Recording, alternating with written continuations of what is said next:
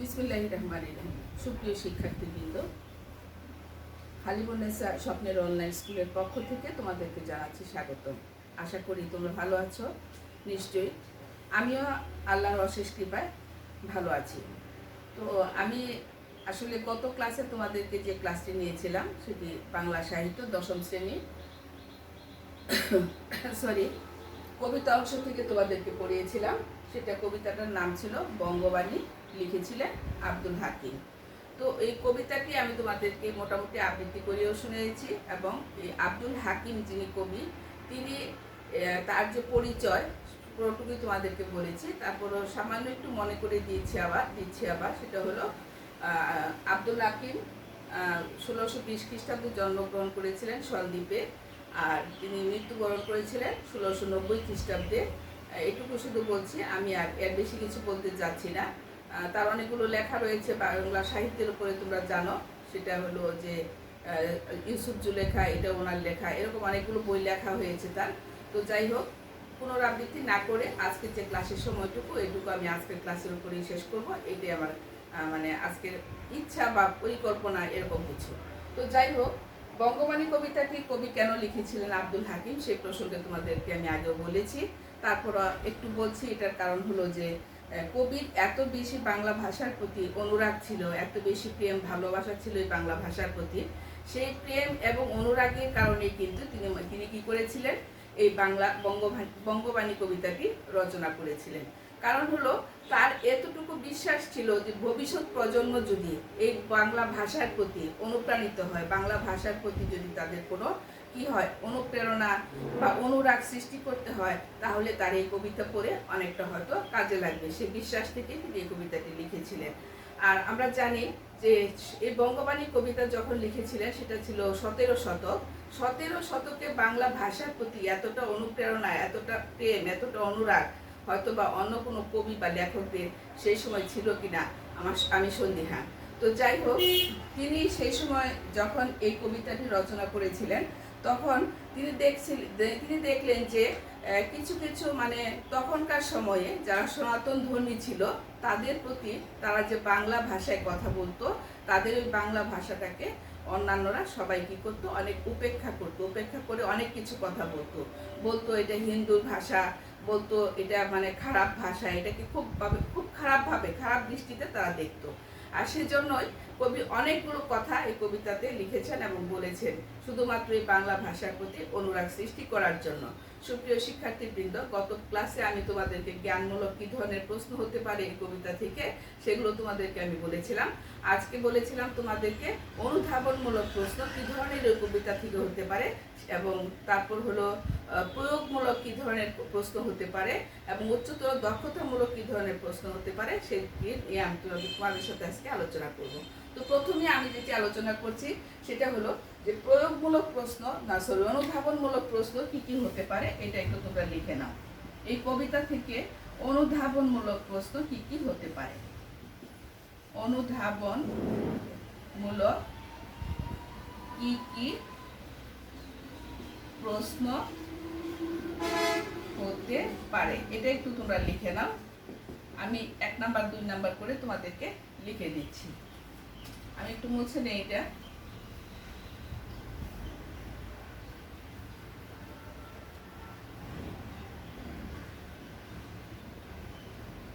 প্রথমে যেটা আমরা লিখবো সেটা হলো 1 নাম্বার কোশ্চেন। 1 নাম্বার দিয়ে আমি লিখছি, সেটা হলো হিন্দুর অক্ষর বলতে। 1 নাম্বার, হিন্দুর অক্ষর বলতে, হিন্দুর অক্ষর বলতে কবি কি বুঝিয়েছেন, কি বুঝিয়েছেন, কি বুঝিয়েছেন, এটা একটা প্রশ্ন হতে পারে অনুধাবনমূলক। 2 নাম্বার প্রশ্ন যেটা হতে পারে সেটা হলো আরবি ফার্সি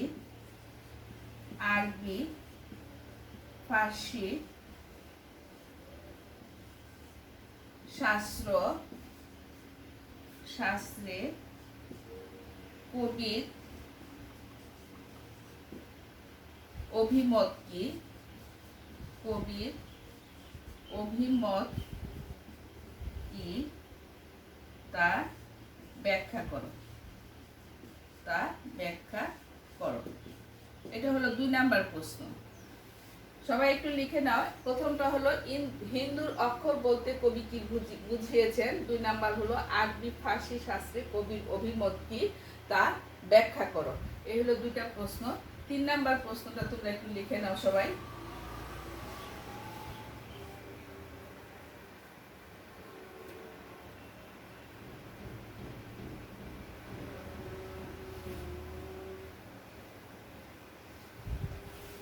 সেসব কাহার জন্ম, সরি এটা 3 নাম্বার, সেসব কাহার জন্ম, কাহার জন্ম নির্ণয় ন জানি, নির্ণয় ন জানি। সুপ্রিয় শিক্ষার্থীবৃন্দ, তোমরা দেখতে পাচ্ছ এটা বঙ্গবাণী কবিতার একটা লাইন, সেটা হলো সেসব কাহার জন্ম নির্ণয় ন জানি। কথাটি ব্যাখ্যা করো, কথাটি ব্যাখ্যা করো।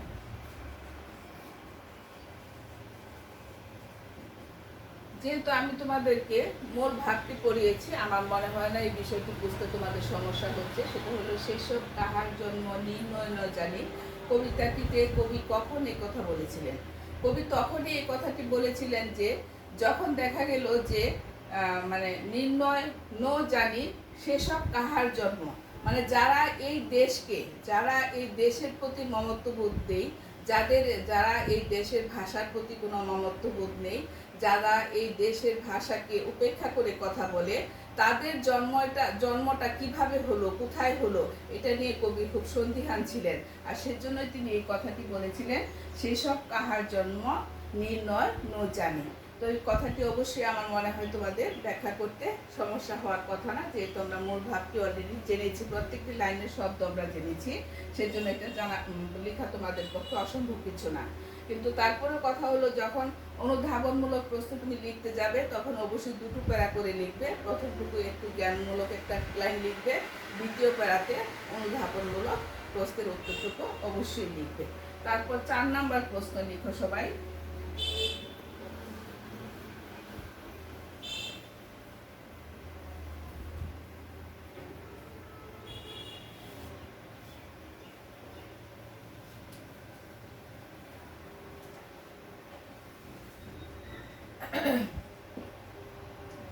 নিজ দেশ ত্যাগী, নিজ দেশ ত্যাগী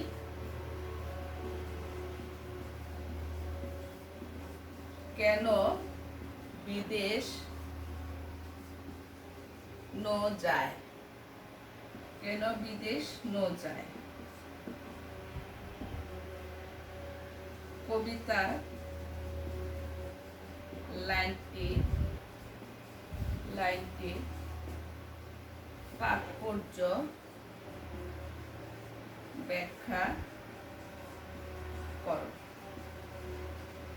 কবিতার লাইনটির তাৎপর্য ব্যাখ্যা করে। এখানে হলো নিজ দেশ ত্যাগী কেন বিদেশ ন যায়।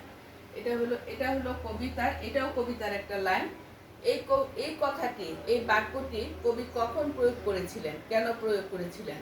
আমি আগেই বলেছি যে আমরা কি এটার মূল ভাব যেহেতু জেনেছি, সুতরাং এটা আমাদের জানার কথা।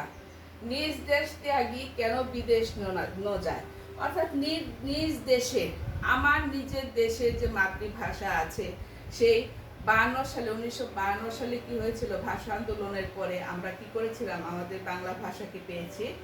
অনেক মুক্তি হয়েছিল, মা বোনের শহীদের রক্তের বিনিময়ে আমরা সেই বাংলা ভাষাকে প্রতিষ্ঠিত করতে পেরেছিলাম। আর সেই বাংলা ভাষাকে উপেক্ষা করা হচ্ছে, বাংলা ভাষাকে তাদের কি হচ্ছে না, তারা পছন্দ করছে না, তারা এটাকে হিন্দুর অক্ষর বলছে, তারা সনাতন ধর্মী যারা তাদেরকে উপেক্ষা করে কথা বলছে। আর সেজন্যই কি করা হয়েছিল, কবি খুব রাগে দুঃখে কষ্টে তিনি বলেছিলেন কি, নিজ দেশ ত্যাগী কেন বিদেশ ন যায়। যারা এই দেশের কোনো কিছুই পছন্দ করে না, তারা অন্য দেশে বা বিদেশ কেন তারা চলে যায় না, তারা কেন এই দেশে থাকে, তাদের এই দেশে থাকার কোনো অধিকার নাই বা থাকার প্রয়োজন নাই। কবি সেই অর্থে এই লাইনটি ব্যবহার করেছেন যে নিজ দেশ ত্যাগী কেন বিদেশ ন যায়। কবিতার লাইনটি তাৎপর্য ব্যাখ্যা করতে বলা হয়েছে। আমি আশা করি প্রশ্নের উত্তরটি বা আনসার করতে তোমাদের সমস্যা হওয়ার কথা না। এটা ছিল আমার 4 নাম্বার প্রশ্ন। 5 নাম্বার প্রশ্নটা একটু আমরা লিখে নেই।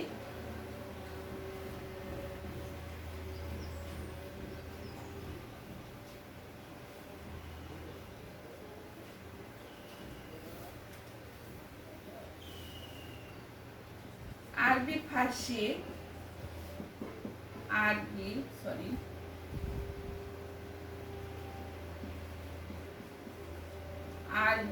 ফার্সি ভাষার প্রতি কবির কোনো ক্ষোভ কেন ছিল না বুঝিয়ে লিখো।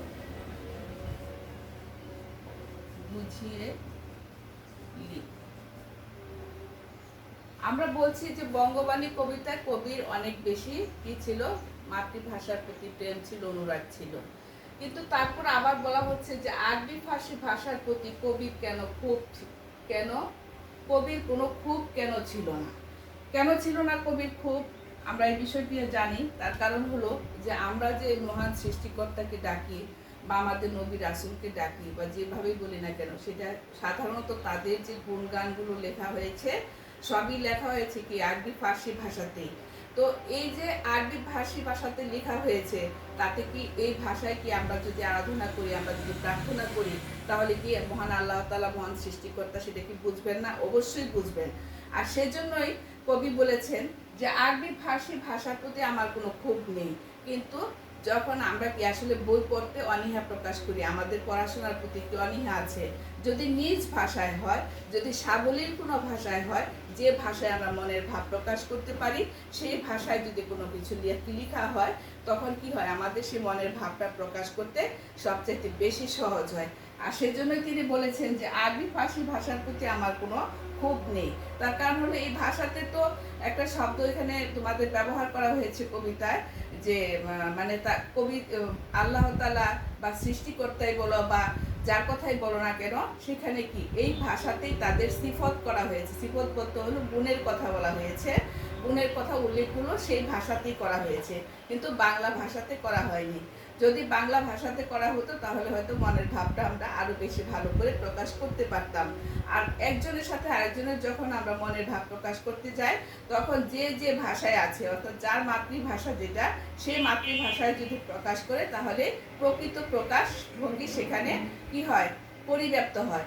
আর যদি আমি আজকে বাঙালি, আমি যদি ইংলিশে কথা বলি, তখন কি সেটা আমার পক্ষে সম্ভব হবে আদৌ ভালো করে প্রকাশ করা? মোটেও সম্ভব না।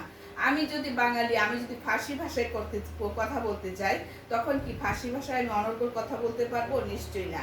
তো যে যে ভাষায় কথা বলে, অর্থাৎ মাতৃভাষার প্রতি অবশ্যই তার কি থাকতে হবে, সেই ধরনের অনুরাগ থাকতে হবে। আর অনুরাগ থাকার পরই আমরা কি করতে পারবো, সেই ভাষায় আমাদের মনের ভাব আমরা প্রকাশ করতে পারবো। আর সেই জন্য কবি বলেছেন যে আরবি ফার্সি ভাষার প্রতি কবির কোনো খুব ছিল না, কিন্তু তিনি চাচ্ছেন যে যারা আমরা বাঙালি, যারা আমরা বঙ্গবাসী, যারা আমরা বঙ্গে থাকি, তাদের আমার কি করতে হবে, বাংলা ভাষায় কথা বলতে হবে, বাংলা ভাষার প্রতি অনুরাগ থাকতে হবে। সেই ধরনের অনুরাগ নিয়ে আমাদের এই ভাষার প্রতি কি করতে হবে, শ্রদ্ধাশীল হতে হবে। এটাই ছিল কবির মূল কথা। এটা হলো 5 নাম্বার প্রশ্ন। আমরা যদি আরো এরকম অনেক প্রশ্ন লেখা যাবে, তো আমি যদি আসলে লিখতে থাকি ভাবে অনেকগুলো প্রশ্ন আমি লিখতে পারবো তোমাদের জন্য।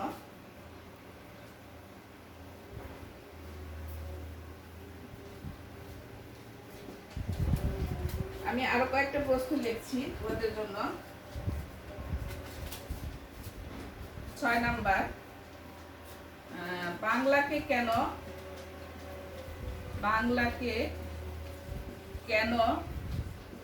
হিন্দুয়ানি ভাষা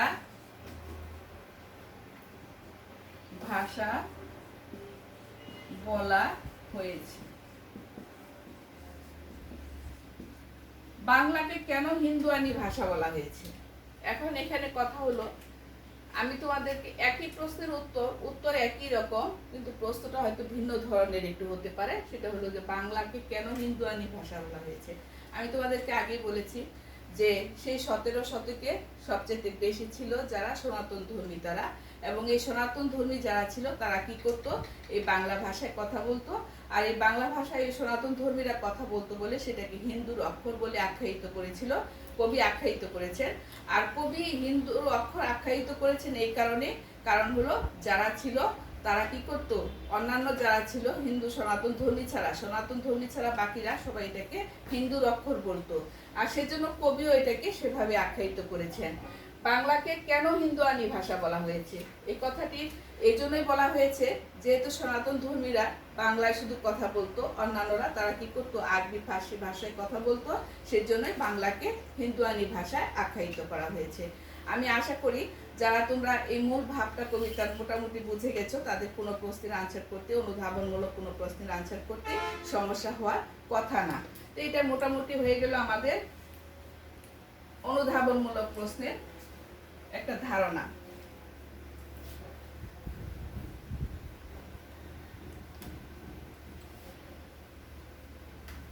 তার পরবর্তীতে যে প্রশ্নটা আছে সেটা হলো, প্রশ্ন না আমি বলবো, তারপরে যে ধারাটা আছে সেটা হলো প্রয়োগমূলক প্রশ্ন। এখন প্রয়োগমূলক প্রশ্ন সেটা কি ধরনের হতে পারে। প্রয়োগমূলক প্রশ্ন আসলে সরাসরি এভাবে বলা যাবে না যে কি ধরনের প্রশ্ন একটা কবিতা থেকে হতে পারে প্রয়োগমূলক প্রশ্ন। তার কারণ হলো প্রয়োগমূলক যে প্রশ্নটা হয় সেটা সাধারণত কি হয়, কিসের উপর ভিত্তি করে হয়, অনুচ্ছেদের উপর ভিত্তি করে হয়ে থাকে। তার মধ্যে তোমাদের একটু জানতে হবে কিছু কিছু কবিতার লাইন, যেমন নানান দেশের নানান ভাষা একটা কবিতা আছে, তারপরে হলো মোদের গর্ব মোদের আশা, এরকম একটা কবিতা আছে। এই কবিতাগুলোর লাইনগুলোর সাথে যদি এইগুলো যদি উদ্ধৃতি দিয়ে দেয়, এগুলো যদি অনুচ্ছেদে দেওয়া হয়, তাহলে কি হবে, ওইখান থেকে তোমার একটা সাদৃশ্য বৈসাদৃশ্য হয়তো বা বলা যেতে পারে, আর সেটা থেকেই প্রশ্নটা ওইভাবে হবে। যেমন ধরো নানান দেশের নানান ভাষা, এই কবিতার লাইনটা যদি বলা হয়, ওখানে যদি থাকে পুরা লাইনটা দেওয়া থাকে অনুচ্ছেদ হিসাবে, তখন হয়তো এরকম হতে পারে যে কবি যে বঙ্গবাণী কবিতায় কবি যে ভাবটা প্রকাশ করেছেন, এই ভাবের সাথে সেই নানান দেশের নানান ভাষা এই কবিতার কি মিল রয়েছে বা কি সাদৃশ্য রয়েছে অথবা কি বৈসাদৃশ্য রয়েছে, এই ধরনের প্রশ্নগুলো সাধারণত হয় প্রয়োগমূলক প্রশ্নে। এছাড়াও গল্পের মতো যদি অনুচ্ছেদ দেওয়া থাকে, তখন হয়তো এরকম দেওয়া থাকতে পারে যে কোনো এক ভদ্রলোকের ছেলে হয়তো বা কোনো ইংলিশ স্কুলে পড়ে, তখন সে বাড়িতে এসে মার সাথে বাবার সাথে সবসময় কি ইংলিশে অনর্গল কথা বলে যাচ্ছে। এখন বাবা হয়তো তেমন একটা শিক্ষিত না, মাও হয়তো তেমন একটা শিক্ষিত না।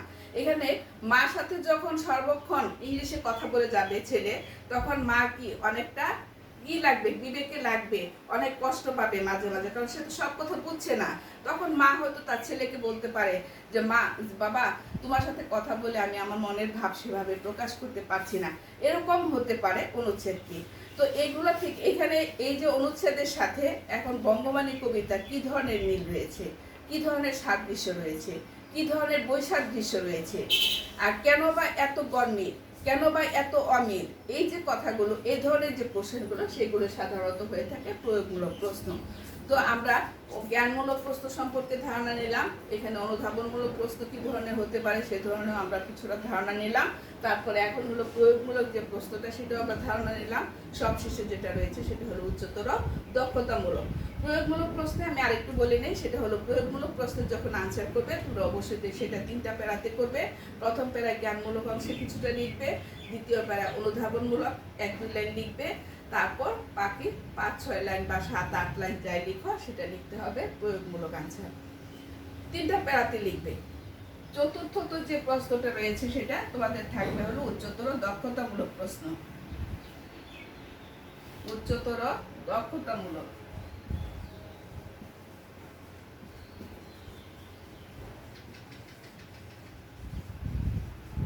এখন এই কবিতা থেকে উচ্চতর দক্ষতামূলক প্রশ্ন কি ধরনের হতে পারে সেটা আমাদের একটু জানার বিষয়। সেটা হলো যে অবশ্যই কবিতার মূল ভাব ভালো করে পড়তে হবে, অবশ্যই ভালো করে পড়তে হবে।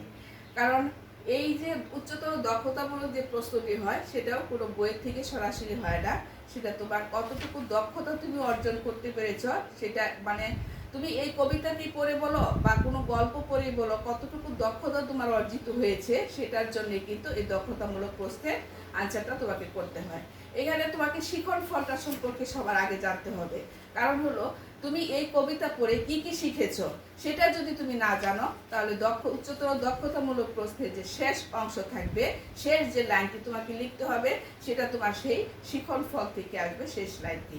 তো তোমাকে অবশ্যই সেই শিখন ফলটি লক্ষ্য করতে হবে। একজন শিক্ষক যখন তোমাকে বলবে যে আমি ক্লাসে তোমাদেরকে আজকে এই বঙ্গবাণী কবিতাটি পড়াতে যাচ্ছি, আমি তোমাদেরকে যখন বঙ্গবাণী কবিতাটি পড়িয়েছিলাম তখন কিন্তু এটা শিখন ফল কি কি হতে পারে সেগুলো বলেছি অলরেডি।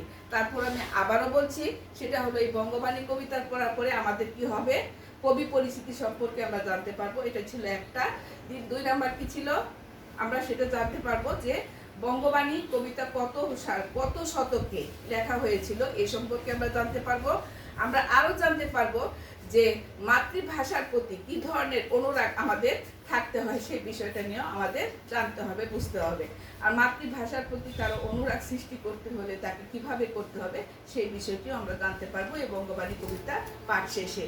সুতরাং এই বঙ্গবাণী কবিতা পাঠ শেষে আমরা যা যা জানতে পারবো সেটা হলো আমাদের শিখন ফল। আর যখন আমরা এই শিখন ফল সম্পর্কে জানবো, তখন আমরা দেখব কি যে উচ্চতর দক্ষতামূলক যে প্রশ্নটা আছে, সেই উচ্চতর দক্ষতামূলক প্রশ্নটা কি ধরনের হতে পারে।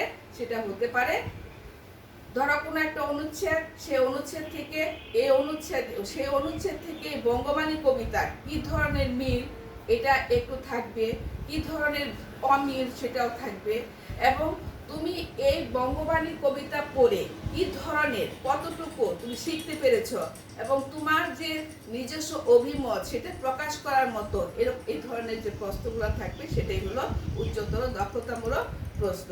সুপ্রিয় শিক্ষার্থীবৃন্দ, আমি আশা করি বঙ্গবাণী কবিতা আব্দুল হাকিমের লেখা এই কবিতাটি তোমাদের অবশ্যই মোটামুটি একটা ধারণা হয়ে গেছে। এখানে আমি তোমাদের জ্ঞানমূলক, অনুধাবনমূলক এবং প্রয়োগমূলক, এছাড়া উচ্চতর দক্ষতামূলক প্রশ্ন সম্পর্কে তোমাদের আলোচনা করেছি। গল্পের বেলা যদিও তোমাদেরকে এতটুকু ভেঙে আমি বলিনি, কারণ গল্প পড়লে বোঝা যায়, কিন্তু কবিতার প্রত্যেকটা লাইন বুঝতে হবে। প্রত্যেকটা লাইনের অর্থ যদি না বুঝো তাহলে সেটাকে আনসার করা খুবই কঠিন বিষয়।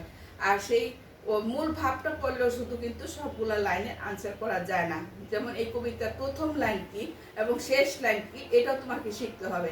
কারণ হলো প্রশ্নে অনেক সময় এরকম থাকে, শেষ লাইনটা দিয়ে এই কবিতার এটা কোন অংশ বা কোন লাইন, বা শেষ লাইন, এই কবিতার শেষ লাইন কি ছিল, বঙ্গবাণী কবিতার শেষ লাইন কি, বঙ্গবাণী কবিতার প্রথম লাইন কি ছিল, এরকম তোমাদের কোশ্চেন থাকতে পারে। সুতরাং এগুলো আমাদের একটু ভালো করে পড়তে হবে। বিশেষ করে কবিতাটি 1 বার 2 বার 3 বার 4 বার করে অন্তত আবৃত্তি করার চেষ্টা করবে। আবৃত্তি করা যদিও খুব কঠিন বিষয়, সোজা কথা বাংলা বিষয়টাই আসলে অনেক বেশি কঠিন। কারণ হলো আমি মনে করি যে ইংলিশের চাইতে বাংলা অনেক বেশি কঠিন, কারণ বাংলার অনেক অনেক অনেক বেশি নিয়ম, কিন্তু ইংলিশের কয়েকটা নিয়ম যদি আমরা মুখস্থ করি তাহলে কিন্তু মোটামুটি একটা পাশের ব্যবস্থা হয়ে যায়। তোমরা সবাই জানো যে ইংলিশে অনেকেই A+ পায়, তারপরে অন্যান্য সব সাবজেক্টে কিন্তু A+ মোটামুটি পেয়ে যায়, পায় না শুধুমাত্র বাংলায়। ম্যাক্সিমাম দেখা যায় যে বাংলায় পাচ্ছে না। এটার কারণ একটা, এটা হলো সাহিত্য। যেহেতু সাহিত্য, এই সাহিত্য সম্পর্কে যখন একজন শিক্ষক বা একজন পরীক্ষক যখন খাতা মূল্যায়ন করতে যান, তখন সাহিত্যটাকে এক একজন এক একভাবে দেখে, এক একজন এক এক দৃষ্টিভঙ্গি থেকে বিচার করে, যার ফলে সেখানে মার্কস পাওয়াটা অনেক বেশি কঠিন হয়ে যায়। সুপ্রিয় শিক্ষার্থীবৃন্দ, আশা করি তোমরা অবশ্যই এই বঙ্গবাণী কবিতার যে কোনো প্রশ্নের আনসার করতে পারবে। তারপরে যদি তোমাদের কোনো সমস্যা থাকে তাহলে তোমরা অবশ্যই আমাকে মেসেঞ্জারে অথবা ইউটিউবে অথবা যে কোনোভাবে ফোনে তোমরা আমাকে নক করতে পারো। আমি তোমাদেরকে সেটা সমাধান অবশ্যই করে দেব। আর বেশি কিছু বলছি না আজকের এই ক্লাস সম্পর্কে। তোমরা সবাই ভালো থেকো, তবে স্বাস্থ্যবিধি অবশ্যই মেনে চলবে। আগামীকালকে থেকে কঠিন আকারে লকডাউন চলবে। সুতরাং এই লকডাউনে তোমরা আশা করি নিজেরা তো বের হবেই না, পাশাপাশি আশেপাশে যারা আছে তাদেরকেও বের না হওয়ার জন্য উৎসাহিত করবে। আর 20 সেকেন্ড পর পর অবশ্যই 20 সেকেন্ড ধরে অবশ্যই হাত ধুবে সাবান পানি দিয়ে। আর নিজেকে সবসময় পরিষ্কার রাখবে।